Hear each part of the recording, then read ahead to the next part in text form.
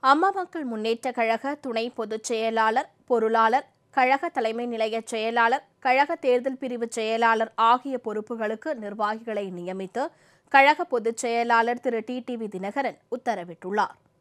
அமமுக தலைமை கழகம் இன்று வெளியிட்டுள்ள அறிவிப்பில், கழக துணை பொதுச் செயலாளராக முன்னாள் அமைச்சரும் தென்சென்னை தெற்கு மாவட்ட கழக செயலாளருமான திரு ஜி செந்தமிழன் நியமனம் செய்யப்பட்டுள்ளதாக தெரிவிக்கப்பட்டுள்ளது.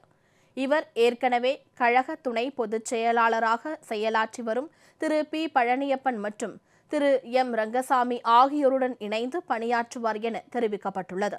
கழக பொருளாளராக முன்னாள் அரசு கொறடாவும் திருச்சி வடக்கு மாவட்ட அமமுக செயலாளருமான திரு ஆர் மனோகரன் நியமனம் செய்யப்பட்டுள்ளார். கழக தலைமை நிலைய செயலாளராக முன்னாள் அமைச்சரும் திருப்பூர் புறநகர் மாவட்ட கழக செயலாளருமான திரு சி சண்முகவேலு நியமனம் செய்யப்பட்டுள்ளார். இவர் ஏற்கனவே கழக தலைமை நிலைய செயலாளராக செயலாற்றி வரும் திரு கே உமாதேவனுடன் இணைந்து பணியாற்றுவார் என தெரிவிக்கப்பட்டுள்ளது.